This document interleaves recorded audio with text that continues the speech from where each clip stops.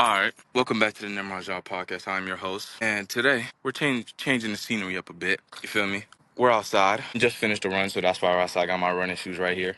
And while I was running, I'm like, this is the perfect space for me to record this podcast. And I just want to start it off by saying, man, these shorts have been going crazy. This podcast is gonna drop on Wednesday. I think that's March the 12th. It's currently March the 12th, so we're gonna get some money today. But let's jump straight into it. All right. So last podcast, I think I touched on it a little bit. There was this girl I'm talking to, you could say, and I was having complications with me trying to figure out where is it going and if I'm okay with where it's going. And I said it's a debate whether if she said, are you trying to move on, become something bigger? It would be a debate for me. Well, since Friday, Saturday, Sunday, 5 days has passed, and I could tell you guys with 100% accuracy and certainty, I'm saying no.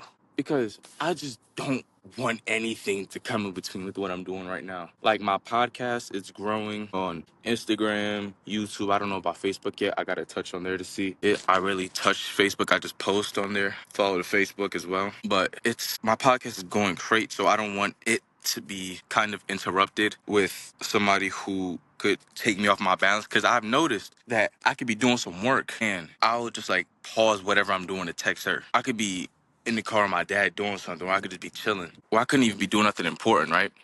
And I'll just be giving her all my time, and I could be doing some work, putting my energies into something like that's productive. Like I could be posting a short, or I could be editing a short, or I could be editing the podcast. I'll like be doing the thing, but I'll also be on my phone texting her, and it's like that isn't. I'm giving her too much time. So now imagine, what the hell? No, right. Imagine now, right? What's it called? I decide, you know what? We can do something. I just don't see a good future with that. There's some guy walking his dog. Watch out. It's crazy to me. I don't know.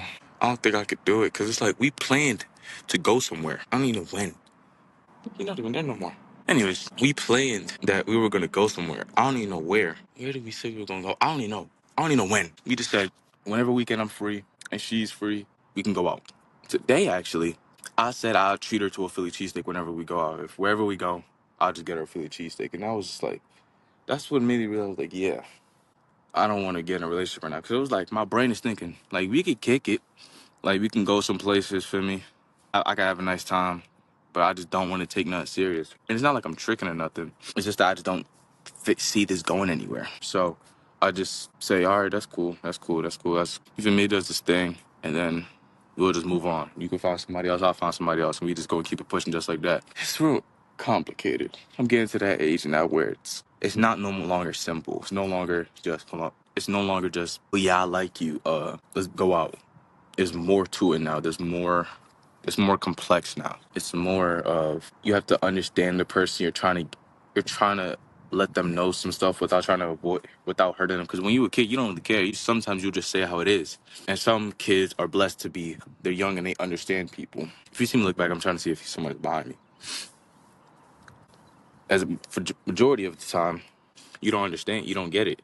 You just say how it is. But I'm getting to the age where it's like, I can't really do that no more because women are expecting more from me now. Like they're expecting, not me to have money, but it's like, it'd be nice for you to have money so we can go do things. It's like you get to the point where you got to get them gifts. You got to take them out on dates. You got to treat them nice. You got to actually show that you care, just not by being there for them. You got to show up for them. And I don't think I'm there yet. That's just and it's not like I'm afraid of it either. It's just, I'm not ready. Because I spent too long being alone. I spent so long being alone, I don't know how to like properly be together with somebody. Like I could be with my friends, but it'd still be like sometimes where I'd be like, yeah, I want to be alone. I want to go do my own thing. I want to go edit or do something. Or I just want to go focus on myself. I just want to chill. I don't want to do anything. I know that just killed like. But yeah. And speaking of me being alone, the worst part about the whole thing, I can honestly say this, the worst part about being alone isn't even if it's voluntary. If it's involuntary and you want to be with people, that's the worst fucking part. Because it's like, yo, I want to be around people. I want to hang out with people. I want to do fun things. It's just that nobody wants to do it with me. And my God, that shit sucks. I don't know if I've been in that position or not because my memory's not the best, but I've definitely felt like times where I was like, damn, I want to go do this. But all my homies is busy, so it's like, damn, I'm alone on this shit. Or there'd be times where I'd be like, I want to go hang out with the homie. Or I want to go out with the homie. Just go do some regular shit. Like go to a Target or some shit and just chill with them. But I'd be like, nah, they doing this and this. Or they'd be like, nah. And I'm like, damn, I'm alone. That's the worst part about it, too. And crazy part about the whole thing, you can't do shit about it. And that shit pains, bro. It hurts bad when you want to go do stuff with people and they don't. It's like, I know I can't force you, but it would be like, damn, you just had to inconvenience. Well, it sounds selfish, but it's like, damn, you just had to inconvenience me with that. Damn, bro, what the fuck? So bad, bro. And thankfully, I've been blessed enough to have a group of friends where we still hang out from time to time, even if we're all busy or even if it's just not all of us, it's some of us. Thankful I'm blessed with them kind of friends because I got friends that I knew before the guys I know now, and I don't even talk to them. I got friends that I met kindergarten, first grade, and we don't talk at all. We'll talk maybe once or twice the whole year, and I wouldn't even call Jit my friend. But I got these guys, and we can go a couple months without talking. We can hop on the phone and talk for hours, like, easy. And I think that plays into my lack of like a sense of community, because it's like I could claim to be religious and I could claim to have family that loves me. I could claim all of this beautiful, great shit, right? But within my own heart, I feel alone, bro. Not lonely, alone. There's a difference between the two. I feel alone. And there's a song called All Alone by Genesis. And I listen to that song and I'm like, damn, bro. I genuinely say, damn, bro, that's me. Not in like a depressing way, but it's like, damn, bro. I genuinely feel alone sometimes. Where I'm like, all I got is me. I think I said that in my last podcast. I'm just walking around for me. I think I said that in my last podcast of where, what was it? What did I say? What did I say? What did I say? I can't remember. But it was something of how I feel alone. And it just feels weird. Because I'll be around a group of people and I'll be like, that's cool. Like, it's cool being around them. It's cool talking to them and stuff like that. But then I'll always be like, in the back of my mind, it's always like, yeah, you're about to go be alone. So it's kind of weird. It's kind of bad lighting because I can't really see. It's just so, not depressing, but it's definitely saddening. It's kind of like, damn, bro. Because as much as I would want to be around people every day of the week, I kind of prefer being alone. That's why I can't really fault myself for feeling the way. Because growing up, I spent a majority of my time alone. Like when I was at school and I came home, I was alone. No, I'm lying. When I was a kid, I spent a lot of my time around people. So I grew around people. Like, my fault is windy. I'll try my best to remove the wind as much as possible while you can still hear me. But I would be around my friends or my brother every single day to the point where I don't think I ever had the time to really develop on my own. So by the time came that it was time for me to develop on my own, I just liked it better.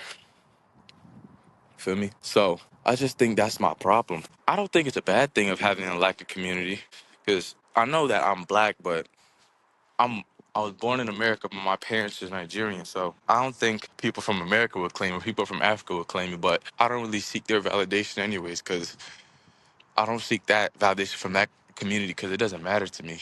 Because as long as my family say, hey, bro, you appreciate it and shit, that's all that matters to me. All that other shit from other people doesn't really matter. Well, it did. It doesn't matter now to me now because I've kind of grown accustomed to being who I am. But when I was a kid, boy, oh boy, did I care. I really did care. And I guess it just came a time to where I just stopped caring. Mostly because I realized it didn't matter. Like, I'm at a tennis court recording off my phone. If someone walked by, they'll see I look crazy. But I don't care because I'm just doing me. And I just had to grow and realize that you just got to do you when you grow up. Even if you lack a community, my best advice is just grow to love yourself. I had to learn to love myself for real. I had to learn to place priority on the love scale myself because I think it like this, right? I think every single person in this world, no matter how sick or crazy they may be, has some form of love in them. It doesn't matter. I believe Stalin even had love. He just, or Kim Jong-un has love for himself, or in general. He still, it's just that he places it into areas that aren't really normal. Like he's placing it into like being like the one in power and the only one in power and things like that. You know what I'm trying to say? But I was placing like my family, I was placing my friends before my own love. And as I got older, I was just like, yeah, that's not happening no more. I'm gonna place myself first. And Let me see how that works out. So from ninth, 10th grade, those 2 years, you could say, I just started placing more love on myself and started putting myself first, you could kind of say. And I say it's worked. I don't feel alone no more, really. I rarely do. Sometimes I still feel like, damn, I wish I could do this with my friends. But I think that's just normal. But for the most part, I just like, hey, they say no, I bet I'm just gonna do it alone, kick it. Go pull up a podcast and just rock out and just keep going from there, right? And part of me being alone and me feeling I had to love myself, I had to place my dreams before others. Like I gotta place what I want to do with my life in front of yours. And I know that sounds selfish. And I know I'm very selfish. I'm a very selfish person. Everybody's selfish. I just claim it. I know I'm very selfish. I don't really care. I had to place my own dreams. I had to place my own goals. I had to place where I want to go before others. Because in my opinion, I think that matters to me more than what you want to do. Because there's certain homies where it's like, yeah, I want you to go do that. But for the most part, I don't really care about what other people do at all. It doesn't matter to me. It doesn't really affect me in any way, really. Someone's probably drag racing in the street close to me or racing or whatever. It's just like a highway or somewhere over there. And I felt like, and I came older, and now that I got older, I heard people say like, "Oh yeah, you gotta place priority on your dreams and stuff like that, and blah blah blah." But it's like, to some degree, that's true. You kind of have to place your goals above others if you want to achieve them, no matter how crazy they may sound or how selfish it may be. You kind of have to. You have to place where you want to go and how you want to go at it above others, because nobody else is gonna do it for you. I had to learn that as well. If I want something done, I gotta get it done. Like a real small example of this, like my AirPod case is like kind of messed up. I'm not gonna show the case because they look disgusting. But it came apart, like the top part came off. And I was thinking, because my friend fixed it last time. So I was just like, hey, I'm gonna just wait to school. I'm gonna wait the second period. And then I was just like, how long do I got in this Uber? I got like 7 minutes. Let's put it together. And I put it together. You can't wait for somebody else to come and help you before you actually go do it. You gotta go do it. So that's what I just think I had to do. I had to place more of a priority on what I want to do and where I want to go than others. But then again, like I said earlier, I still care about what my friends want to do. I still care. To a certain degree, I still encourage them. Yeah, bro, you gonna do that? Go ahead. Like I was just talking with my friend Edwin about something I'm doing, and I was just like, yeah, he helped me with what I'm doing, and if I make money from it, I'm gonna give him a percentage. It may not be a big one, but he helped change the entire course of what I was doing with just one idea. And what I'm doing, I think I said it before, I'm writing a book. And the whole book got changed. Like it became something completely different because of what that one idea, just one idea he gave me. And I was like, yeah, bro, I gotta help him out somehow. And whatever way I can help him out, just even if it's just like 2%, I'll give it to him because he helped me. Because I wasn't even going to help. I wasn't even going to tell nobody I'm doing it. I was just going to do it. If they asked me, "Are you writing this?" I'll be like, "Yeah," but I wasn't going to tell nobody. I've never explicitly told somebody, "Yeah, I'm writing a book," except this. And even when he did it, he believed I could do it, along with my other homies. But it's amazing, man. I want to touch on something real quick. I don't know if I'll be able to explain it. I'm gonna try to explain it the best way I can possible. But basically, right? So sometimes when I listen to music, right, like certain music, it will like invoke a certain type of emotional reaction I have. It will make me feel driven. I think it was, I don't know how to say it. I think it's chiasma. I think that's how you say it. I'm gonna put it on screen. It's a Mavi song. And man, that song, I think that one song wrote that song right there wrote an entire poem for me. That was for my Black History Month project that I posted. Go watch it if you want to. I got a whole channel for poetry. I got some more coming on the way. Link in the description. I'll get live. But I got some more. But anyway, that song, like, as it kept playing, I put it on repeat. I just kept playing it and playing it and playing it. And as time went on, I wrote an entire poem. I think I wrote two poems, each like a page, like a Google Doc page full of just poetry, twice, once or twice. And I never really understood when people say like music evokes a certain reaction until I got older. Like until I got to this grade, I ain't never cried over a song in my life. And then I got here and then I understood like, damn, this shit means something. Like he not just talking for nothing. He really saying something. And once I got to understanding it, it was like, damn, music can really make me feel this way. It can really make me feel like, damn, I know what he's talking about. And that shit right there drives me to go. It just drives me to go, go, go. Because I like music that make me chill, like just chill me out. Like, all right, cool. I'm lying down. I don't even want to hear nothing like too crazy. I just want to hear some chill shit. Like slap on some like Drake or like Tory Lanez or Brent Fires or Bryce Tiller, stuff like that. Just people that make chill shit, not too loud, not too quiet, just chill. Or like Chase Curr, stuff like that. But it's like, man, I think it was, what song was it? Was it Nikes? I think it was Nikes by Frank Ocean. That was the first song as like recently. Well, not even recently. That was the first song I think ever that made me cry. I was like, damn, boy. He talking on that shit. Damn. I felt him on that song. And it just was like, I didn't like full out bawl, but I had a couple teardrops coming out my eyes like, man, this song is amazing. And I've also cried because songs have just been so amazing. What song was it? I think it's called Sweet. I Thought You Wanted to Dance.